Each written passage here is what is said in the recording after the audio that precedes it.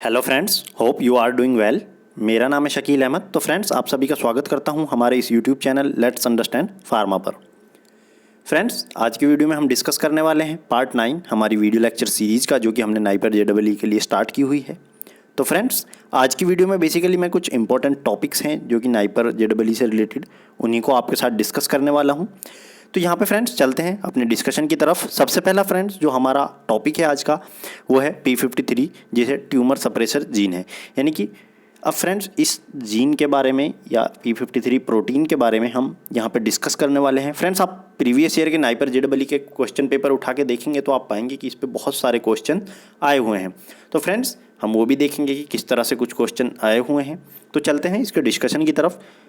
तो फ्रेंड्स, आप कोई एक चीज़ सबसे पहली जो याद रखनी है फ्रेंड्स, P53 है जो, इसे गार्जियन ऑफ जीनोम भी हम बोलते हैं। फ्रेंड्स, गार्जियन ऑफ जीनोम क्यों बोलते हैं वो भी आगे आपको समझ में आएगा फ्रेंड्स। अब P53 को गार्जियन ऑफ जीनोम बोलने के अलावा आप देखें also known as P53 protein या ट्यूमर प्रोटीन 53। इसके अलावा फ्रेंड्स आप और भी याद रख सकते हैं, लाइक फॉस्फोप्रोटीन P53 भी इसको बोलते हैं। उसके साथ साथ अब ये है क्या फ्रेंड्स, ये एक ट्यूमर सप्रेसर प्रोटीन है जो कि इनकोडेड की गई है जीन TP53 के द्वारा, जो लोकेटेड है उन क्रोमोजोम नंबर 17P।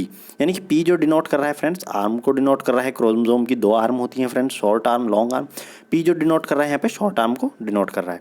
तो उसके साथ फ्रेंड्स आगे देखते हैं कि आप यहाँ पे देखें इसका एक और फंक्शन, ये क्रिटिकल रेगुलेटर है of cell response to DNA damage, as well as it promote apoptosis by the activation of specific target gene. Friends, हम ये चीज़ें आगे देखने वाले हैं कि कौन कौन सी जीन्स को ये टारगेट करता है, कैसे ये, हम इतना तो इसके बारे में फ्रेंड्स इस वीडियो में जान लेंगे जितना नाइपर के लिए इंपॉर्टेंट है।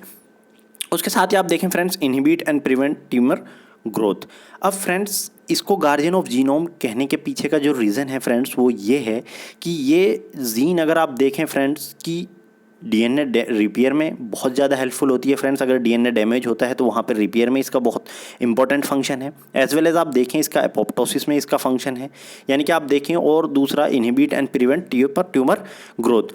यानी कि फ्रेंड्स इसके बहुत सारे मल्टी फंक्शन हम बोल सकते हैं फ्रेंड्स। तो इसीलिए इसको गार्जियन ऑफ जीनोम बोला गया, यानी बहुत सारी चीज़ों को ये अकेली जो जीन है फ्रेंड्स वो रेगुलेट करती है। अब आप अगर देखें फ्रेंड्स, मोस्टली कैंसर यानी कि 50% अगर हम कैंसर्स की बात करें उनमें इसी जीन में म्यूटेशन होता है, जिसकी वजह से फ्रेंड्स वहाँ पे हमें कैंसर देखने को मिलता है। वो भी हम थोड़ा सा डिस्कस करेंगे फ्रेंड्स आगे कि आखिर वो कैसे होता है। तो इसके बाद फ्रेंड्स इसका स्ट्रक्चर डिस्कस करने की हम करते हैं। अब फ्रेंड्स स्ट्रक्चर डिस्कस करने की ज़रूरत क्या है, क्योंकि फ्रेंड्स आप अगर नाइपर के प्रीवियस ईयर के क्वेश्चन पेपर उठा के देखें, वहाँ पे आप देखेंगे कि एक क्वेश्चन आपको डायरेक्ट पूछा गया है कि P53 जीन इज। अब वहाँ पे ऑप्शन में आपको यही दिया गया था, एक ऑप्शन वहाँ पे स्ट्रक्चर से रिलेटेड था, उसके बाद एक ऑप्शन वहाँ पे ट्यूमर सप्रेसर जीन था फ्रेंड्स, एक ऑप्शन वहाँ पे ट्रांसक्रिप्शन फैक्टर था। तो फ्रेंड्स उसको समझने के लिए आपको इसका स्ट्रक्चर भी याद रखना बहुत ज़रूरी है। अब आप इसका स्ट्रक्चर देखें, 3 डोमेन, जैसे कि N टर्मिनल डोमेन है, C टर्मिनल डोमेन है, बीच का जो डोमेन है वो कोर डोमेन है।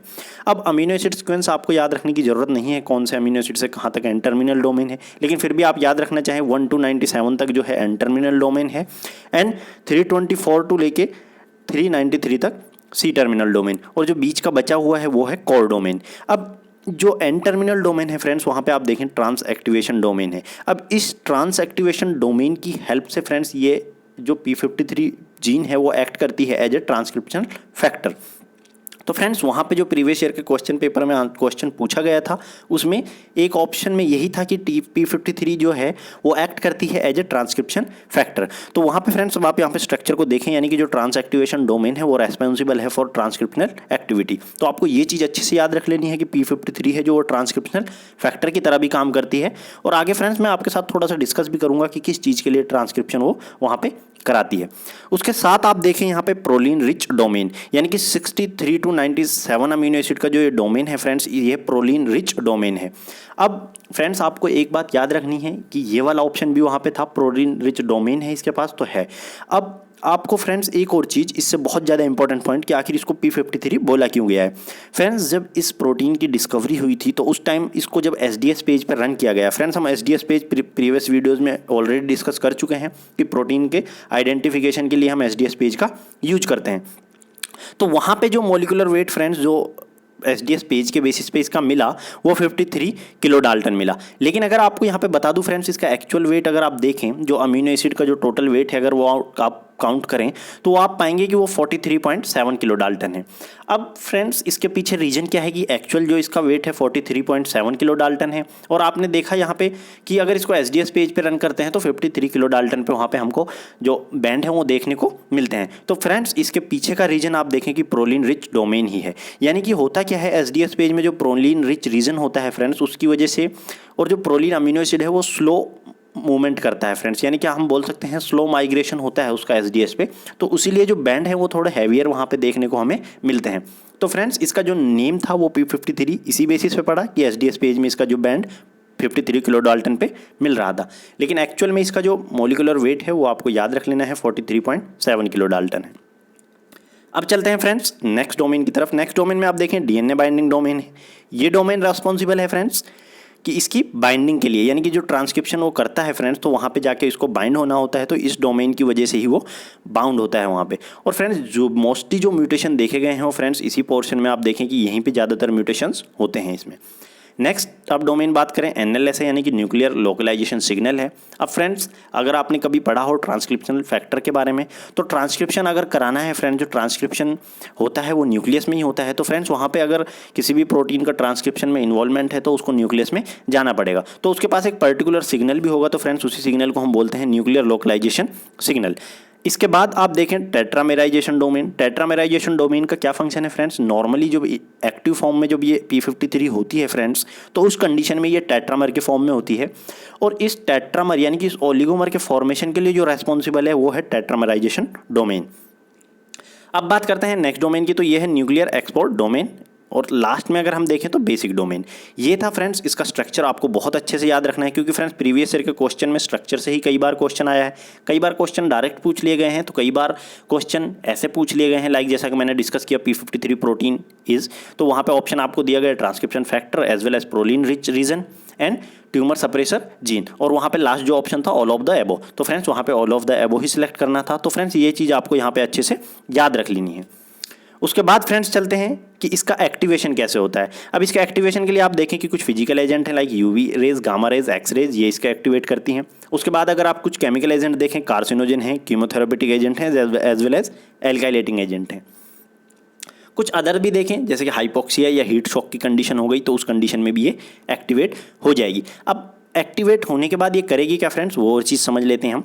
यहाँ पे आप देखें फ्रेंड्स कि डीएनए डैमेज हुआ, ये सेल साइकिल एबनॉर्मलिटीज आई या हाइपोक्सिया की कंडीशन आई, तो इस कंडीशन में फ्रेंड्स होगा क्या, P53 एक्टिवेट होगी। नॉर्मल कंडीशन में फ्रेंड्स P53 जो है वो बाइंड रहती है MDM2 नाम की प्रोटीन के साथ इनएक्टिव फॉर्म में, लेकिन जैसे ही हमें ये सब चीज़ें देखने को मिलेंगी, यानी कि इसका एक्टिवेशन होगा इन सब चीज़ों से, तो उस कंडीशन में क्या होगी, ये MDM2 को छोड़ देगी और टेट्रामेरिक फॉर्म में आ जाएगी, जो हम डिस्कस कर चुके हैं कि इसकी एक्टिव फॉर्म में ये टेट्रामेरिक फॉर्म में होती है। अब इसका फ्रेंड्स फंक्शन क्या है, पहले ये जो सेल साइकिल है उसको G2 फेज में अरेस्ट करेगी फ्रेंड्स। अरेस्ट करने के बाद कोशिश ये रहेगी कि उसको रिपेयर किया जाए, यानी कि सबसे पहली जो कोशिश रहेगी जितना भी डीएनए डैमेज वहाँ पे हुआ है उसको रिपेयर करने की कोशिश की जाएगी। अब अगर वो रिपेयर हो जाती है फ्रेंड्स, तो सेल साइकिल को रीस्टार्ट कर दिया जाएगा और नॉर्मल फंक्शन वहाँ पे देखने को मिल जाएगा। लेकिन इन कंडीशन की वहाँ पे जो रिपेयर होना था वो नहीं हो पाया, यानी कि डीएनए रिपेयर नहीं हो सकती फ्रेंड्स, तो उस कंडीशन में ये क्या करेगी फ्रेंड्स, एपोप्टोसिस वहाँ पे इंड्यूस करा देगी। उस कंडीशन में friends death and elimination of damage cell है जो वहाँ पे उसको एलिमिनेट कर दिया जाएगा। तो ये था फ्रेंड्स इसका फंक्शन, और भी हम थोड़ा आगे देख लेते हैं फ्रेंड्स फंक्शन क्या है। और जो P53 का जो टारगेट है फ्रेंड्स, ये P21 है जो उस प्रोटीन को टारगेट करती है, जो कि हम देखें साइक्लिन डिपेंडेंट काइनेज 1 का इनहिबिटर है, जो फर्दर जितनी भी G2 में हम बोल रहे हैं जो सेल साइकिल को अरेस्ट करती है फ्रेंड्स, वो वहाँ पे हेल्पफुल है। तो फ्रेंड्स आगे देखें, ये मैंने यहाँ पे दिखाया भी है लाइक न्यूट्रिएंट डेफिशिएंसी हुई, हाइपोक्सिया की कंडीशन हुई, डीएनए डैमेज हुआ, या कुछ ऑन्कोजेनिक सिग्नल्स आए, as well as oxidative stress हुआ, या हार्मोन्स की वजह से, या कुछ फिजियोलॉजिकल प्रोसेसेस हुए, तो उन कंडीशन में क्या होगा, P53 एक्टिवेट होगी। नॉर्मली जब MDM2 के साथ बाइंड थी तो वहाँ से आएगी और आने के बाद टेट्रामेरिक फॉर्म में होने के बाद एक्टिवेट होगी। तो यहाँ पे G2 में सेल साइकिल को अरेस्ट करेगी, और जो सेल साइकिल को अरेस्ट करने का काम है वो ये P21 को टारगेट करके कर रही है, जो कि साइक्लिन डिपेंडेंट काइनेज 1 का इनहिबिटर है, जो पर्टिकुलर सेल साइकिल को अरेस्ट कर देंगे फ्रेंड्स। अब ये सेल साइकिल यहाँ पे अरेस्ट हो चुकी है, तो इसके बाद क्या होगा फ्रेंड्स, या तो सेल साइकिल सेल से वो सेनेसेंस में चली जाएगी या डीएनए रिपेयर हो सकता है। अब अगर यहाँ पे ये काम है फ्रेंड्स कि ऑटोफेजी यहाँ पे इंड्यूस कर दी जाएगी। ऑटोफेजी में फ्रेंड्स आप जितनी जो भी रिक्वायरमेंट की चीज़ें हैं, यानी कि जिन चीज़ों का लग रहा है सेल में जो भी मटेरियल है कि उसको रिकवर किया जा सकता है, वहाँ पर उसको रिकवर कर लिया जाएगा। कुछ अगर रिपेयर नहीं भी होता है तो फ्रेंड्स सेल साइकिल यानी कि डेथ में चली जाएगी वो सारी की सारी सेल, यानी कि एपोप्टोसिस वहाँ पे हो जाएगा। तो फ्रेंड्स ये था इसका पूरा फंक्शन। आपको ये सब चीज़ें जो मैंने डिस्कस की ये याद रख लेनी है। अब फ्रेंड्स नेक्स्ट चलते हैं। नेक्स्ट में अब आप देखिए थोड़ा सा फ्रेंड्स कि कैसे आखिर ये अफेक्ट करती है जो सेल साइकिल और एपोप्टोसिस है। नॉर्मल कंडीशन में देखें तो ये वाइल्ड टाइप है, यानी कि नॉर्मल जो P53 है वो है। इसकी हाफ लाइफ अगर आप देखेंगे फ्रेंड्स 6 to 20 मिनट्स की है। अब ये होता क्या है, यानी कि P53 जो है वो P53 कंसेंसस है यहाँ पे डीएनए जीनोम के अंदर, वहाँ पे जाके बाइंड होगी। बाइंड होने के बाद ये ट्रांसक्रिप्शनल एक्टिविटी शो करेगी, जो हम ऑलरेडी डिस्कस कर चुके हैं स्ट्रक्चर में कि कौन कौन सी चीज़ वहाँ पे इसके लिए रेस्पॉन्सिबल है। तो अब इस कंडीशन में अगर डीएनए डैमेज होता है तो फ्रेंड्स सेल जो है एपोप्टोसिस के लिए चली जाएगी, सेल अरेस्ट हो जाएगी, ग्रोथ अरेस्ट हो जाएगी या सेनेसेंस में वहाँ पे चली जाएगी, कुछ टाइम के लिए रुकेगी। रिपेयर होने के बाद अगर रिपेयर हो जाती है तो दोबारा से रिस्टार्ट कर दिया जाएगा। लेकिन अगर यही जो प्रोटीन है, यही P53 जीन है, अगर इसमें म्यूटेशन हो जाए फ्रेंड्स, तो म्यूटेशन होने के बाद इसकी हाफ लाइफ पहली बात तो आप देखें कि 1 आवर to 24 आवर की हाफ लाइफ इसकी बढ़ जाती है। उस कंडीशन में जो इसकी एबिलिटी है फ्रेंड्स की बाइंडिंग की, यानी कि ये अपना जो इसका रीजन है P53 कंसेंसस रीजन है जीनोम में, वहाँ पे ये बाइंड नहीं हो पाती। तो उस कंडीशन में फ्रेंड्स ना तो डीएनए से बाइंड हुई, तो बाइंड नहीं हुई तो वहाँ पे ट्रांसक्रिप्शनल एक्टिविटी शो नहीं होगी, P21 को ये टारगेट नहीं कर पाएगी। तो उस कंडीशन में अगर डीएनए डैमेज हो भी रहा है तो फ्रेंड्स ना तो एपोप्टोसिस डिक्रीज हो जाएगा, नहीं हो पाएगा, ग्रोथ भी अरेस्ट नहीं हो पाएगी और सेनेसेंस भी अरेस्ट नहीं हो पाएगी। इसी कंडीशन में आप देखें तो कीमो रेजिस्टेंस जो होता है फ्रेंड्स, जो सेल्स होती हैं वो कीमो रेजिस्टेंस शो करती हैं। तो इसी कंडीशन में वहाँ पर आपको वो चीज़ें देखने को मिलती हैं। उसके बाद फ्रेंड्स अब हम काफ़ी टाइम से डिस्कस कर रहे हैं कि ट्यूमर सप्रेसर जीन है। ट्यूमर सप्रेसर जीन आपको अच्छे से याद रख लेनी है क्या चीज़ है, एज वेल एज ऑन्कोजीन आपको अच्छे से याद रख लेनी है, क्योंकि दो क्लासेस हैं कैंसर क्रिटिकल जीन की, एक है ऑन्कोजीन और एक ट्यूमर सप्रेसर जीन। और जो हमारी P53 है वो है ट्यूमर सप्रेसर जीन, जैसे कि हम बहुत टाइम से ये चीज़ डिस्कस कर रहे हैं। अब ऑन्कोजीन फ्रेंड्स क्या है, आप देखिए ऑन्कोजीन ऐसी जीन है जिन जीन का एक्टिवेशन अगर हो तो activation of gene product increase cancer risk, यानी कि अगर इनका आप एक्टिवेट करेंगे तो कैंसर के रिस्क बढ़ेंगे। ये चीज़ आपको अच्छे से याद रख लेनी है। अब फ्रेंड्स जो ऑन्कोजीन्स हैं वो म्यूटेटेड फॉर्म है प्रोटो ऑन्कोजीन की, यानी कि अगर प्रोटो ऑन्कोजीन में आपको म्यूटेशन वहाँ पे देखने को मिल रहा है तो उस कंडीशन में प्रोटो ऑन्कोजीन ही कन्वर्ट हो जाएगी ऑन्कोजीन में। तो और ये ऑन्कोजीन रेस्पॉन्सिबल रहेगी इंक्रीज कैंसर रिस्क। अब ऑन्कोजीन में फ्रेंड्स आपको यहाँ पे एक और चीज़ जो याद रखनी है, जितनी भी ऑन्कोजीन है उनमें जो म्यूटेशन आपको देखने को मिलेगा वो गेन ऑफ फंक्शन देखने को मिलेगा। And mutate can over activate A proto oncogene turning into the oncogene, यानी कि यहाँ पे जो आपको म्यूटेशन देखने को मिलेगा वो है gain of function. As well as दूसरी साइड अगर आप देखें जो कि एक्टिवेशन है ट्यूमर सप्रेसर जीन का, जैसा कि नेम ही सजेस्ट कर रहा है फ्रेंड्स कि ट्यूमर को सप्रेस करके रखना, तो इनका काम ही है कि ये फ्रेंड्स कैंसर के रिस्क को डिक्रीज करती हैं। अब इनमें फ्रेंड्स अब आप एक चीज़ ये अंदाज़ा लगाइए कि फ्रेंड्स जो कैंसर के रिस्क को इंक्रीज कर रही हैं, अगर उनको दबा के रखा जाए, यानी कि उनका इनहिबिट करके रखा जाए, तो फ्रेंड्स वहाँ पे कैंसर का रिस्क कम होगा। तो इस कंडीशन में अगर हम कहें कि ऑन्कोजीन कैंसर कॉज कर रही हैं तो उस कंडीशन में हमें एक आइडिया आ जाना चाहिए कि उनकी एक्टिविटी बढ़ रही है। अब जो जीन फंक्शन कर रही है कैंसर के रिस्क कम करने को, अगर उसके होते हुए भी कैंसर हो रहा है तो इसका मतलब है कि उस जीन के अंदर आप देखें कि उसके फंक्शन में कुछ कमी आ रही है। तो वही चीज़ यहाँ पे है कि इनके लॉस ऑफ फंक्शन म्यूटेशंस होती हैं, जिसकी वजह से इनकी एक्टिविटी है जो वो लॉस हो जाती है और उसकी वजह से कैंसर अकर होता है। तो लास्ट पॉइंट आपको इससे रिलेटेड ये याद रखना है फ्रेंड्स, म्यूटेशन इन बोथ या तो ऑन्कोजीन या tumour suppressor gene have similar effect in enhancing cell proliferation, survival, in promoting tumour development. ये दोनों से रिलेटेड फ्रेंड्स एक जनरल जो बात है यहाँ पे बोली गई है। अब फ्रेंड्स आपको आगे क्या याद रखना है, आगे फ्रेंड्स मैंने एक लिस्ट दी हुई है, कुछ प्रोटो ऑन्कोजीन्स हैं यानी कि ट्यूमर प्रमोटर जीन भी बोल सकते हैं जिनको, as well as anti oncogenic जिनको ट्यूमर सप्रेसर जीन बोल सकते हैं, और पर्टिकुलर कुछ कैंसर्स के नाम दिए हुए हैं, ये आपको याद रख लेने हैं फ्रेंड्स। ये टेलीग्राम पे मैं आपको इसकी PDF प्रोवाइड करा दूंगा, ये आप डेफिनेटली याद कर लें इनका। बहुत बार डायरेक्ट क्वेश्चन एक जीन का पर्टिकुलर नाम देके उससे रिलेटेड जो एसोसिएटेड कैंसर है वो भी पूछ लिया जाता है। जैसे आप देखें रास प्रोटीन का है cancer of bladder, lung, colon, pancreas, kidney. एनमिक जीन है न्यूरोब्लास्टोमा है, small cell carcinoma of lungs है। ऐसे ही फ्रेंड्स ERB B1 है, B2 है, आप ये देख लें। उसके बाद कुछ हम और देख लेते हैं फ्रेंड्स कि जैसे NF1 की अगर हम देखें, न्यूरोब्लास्टोमा है, न्यूरोफाइब्रोमेटोसिस टाइप 1 है। ऐसे कुछ और देखें जैसे DCC है तो कोलोन कैंसर है। P53 का आप देख लें फ्रेंड्स कि मेजोरिटी ऑफ कैंसर में, जैसा कि हम डिस्कस कर चुके हैं कि 50% जो कैंसर है, मोस्ट 50% अराउंड, वो म्यूटेशन होता है P53 में, तो उसी की वजह से वहाँ पे देखने को मिलते हैं। तो फ्रेंड्स नेक्स्ट लिस्ट में भी कुछ मैंने ऐसे ही आपको यहाँ पे कुछ बताए हुए हैं। ट्यूमर सप्रेसर जीन का जो इन्वॉल्वमेंट है जिनका कैंसर्स में, उनकी लोकेशन के साथ लाइक कुछ जो है सेल सरफेस पे हैं, यानी कि ये रिसेप्टर्स होंगे, या जो एडेशंस मॉलिक्यूल हैं वो होंगे, यानी कि कुछ साइटोस्केलेटल में इन्वॉल्वमेंट है, कुछ साइटोसोल में, कुछ न्यूक्लियस में। ये पूरी लिस्ट है फ्रेंड्स, ये आप सारे के सारे याद रख लें कि आखिर इनका फंक्शन क्या है और कौन से कैंसर से ये एसोसिएटेड है। ये सारी लिस्ट मैं आपको टेलीग्राम पे डेफिनेटली प्रोवाइड करा दूंगा फ्रेंड्स।